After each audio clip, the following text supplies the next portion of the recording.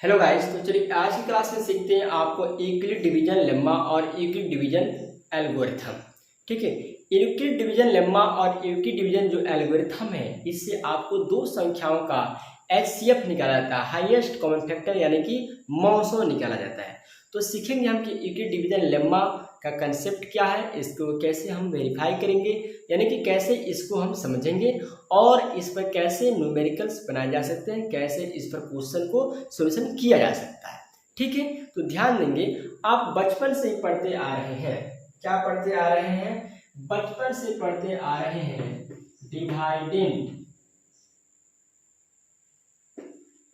Dividend बराबर divisor into quotient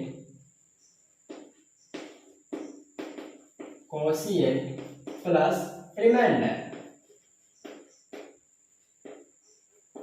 पहले से बचपन से आप पढ़ते आ रहे हैं ना कि डिवाइडेंड बराबर होता है divisor into quotient plus remainder. ठीक है, डिवाइडेंड बराबर क्या होता है? Divisor into quotient plus remainder. तो यहाँ पर अगर डिवाइडेंड को एक न्यूमेरिकल वैल्यू से बुला दिया जाए, डिवाइजर को भी एक सिंबल से बुला दिया जाए और कोशिएंट को भी एक सिंबल से बुला दिया जाए और रिमाइंडर को भी एक क्या सिंबल से अगर बुलाया जाए तो क्या होगा? अगर हम डिवाइडेंड को मानते हैं ए, ठीक है, और इसको क्या मानते हैं बी, ठीक है, और इसको क्या मानते हैं क्यू, और रिमाइंडर को क्या मानते हैं आर, यानी हो जाएगा ए बराबर बी क्यू प्लस आर। क्या हो जाएगा? ए बराबर बी क्यू प्लस आर, यानी कि ये जो है फॉर्म है ए बराबर बी क्यू प्लस आर, इसी को हम बोलते हैं यूक्लिड डिवीजन लेम्मा कंसेप्ट और यूक्लिड डिवीजन एल्गोरिथम कंसेप्ट। ठीक है, जहां आर क्या है आप जानते हैं कि ए क्या है? डिवाइडेंड है। डिवाइडेंड क्या होता है? जिसमें हम किसी संख्या को डिवाइड करते हैं। ठीक है, किसी संख्या से जिसमें हम डिवाइड करते हैं वो होता है डिवाइडेंड। डिवाइजर क्या होता है? जिससे हम डिवाइड करते हैं, जिससे हम क्या करते हैं? डिवाइड करते हैं, उसको बोलते हैं डिवाइजर। कोशिएंट क्या होता है?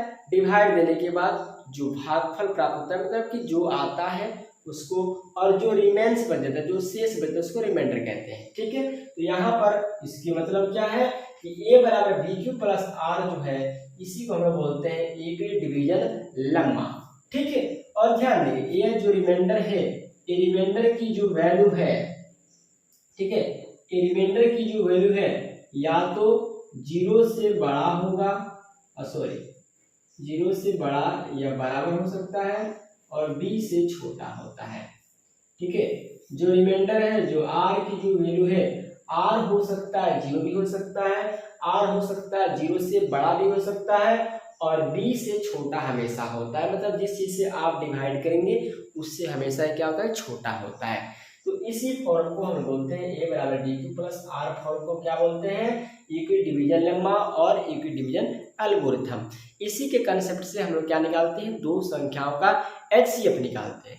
दो संख्याओं क्या करते हैं? एचसीएफ निकालते हैं।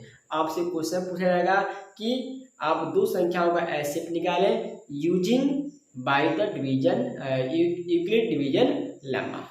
ठीक है, तो ध्यान देंगे, अब हम यहाँ पर समझने का प्रयास करेंगे कि एचसीएफ कैसे निकालेंगे दो संख्याओं का, किसकी कंसेप्ट से? बाय यूजिंग एचसीएफ कैसे निकालेंगे दो संख्याओं बाय यूजिंग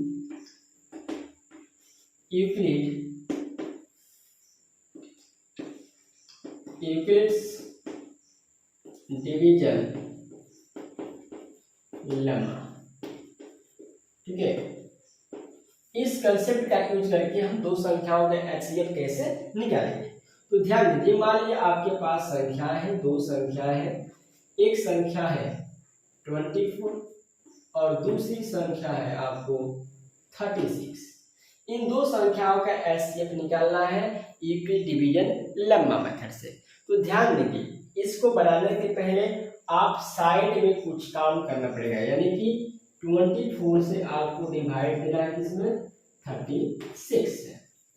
ये क्लियर हो रहा है कि 24 एंड 36 का एचसीएफ निकालना है, तो 24 से 36 में आपको डिवाइड करना होगा। इसका मतलब है कि अब यहाँ पर हम a बराबर b q plus r form में यूज करेंगे। तो आपको पता है ये क्या है, जिसमें हम डिवाइड करेंगे वो क्या होता है, तो ये होता है आपको ए क्या होता है बी, सॉरी ये होता है आपको ए, हाँ ठीक तो है, ये आपको क्या होता है बी, और यहाँ पर जो है उसको क्या बोलते हैं क्यू, नीचे जो है उसको बोलते हैं आर। ठीक है, तो मानेंगे हम यहाँ पर सोल्यूशन करेंगे तो मानेंगे क्या मानना पड़ेगा, लेट क्या मानेंगे, ए बराबर 36, ठीक है, और बी बराबर 24। अब वैसे आपको पता चलेगा किसको ए मानना है किसको बी मानना है, सीधी सी बात है, जो बड़ा होता है वो हमेशा ए होगा, जो छोटा होता है वो हमेशा बी होगा, क्योंकि डिवाइडेंट हमेशा क्या होता है बड़ा होता है, और डिवाइजर हमेशा क्या होता है डिवाइडेंट से छोटा होता है, या इक्वल भी कभी कभी होता है, ये बात सही है। ठीक है, तो ए बराबर 36 और बी बराबर 24 हमने मान लिया। अब आपको क्या करना है, इससे आपको साइड में डिवाइड करना है, तो 24 से कितना टाइम में जाएगा, 24 से 1 टाइम में जाएगा। ठीक है, 6 में से 4 गया 2, ये हो गया 1, यानी लिखेंगे बाय यूजिंग, कैसे कर सकते हैं, बाय यूक्लिड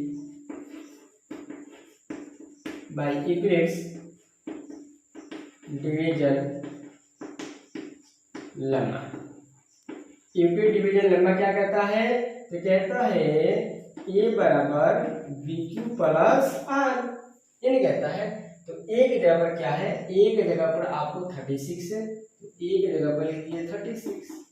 डी की जगह पर क्या लिखेंगे, जिससे हम डिवाइड किए थे, बी की जगह पर हो गया 24, और क्यू की जगह क्या लिखेंगे, क्यू की जगह पर आपको 1 आया तो लिखेंगे 1, और आर की जगह पर कितना आया 12 आया।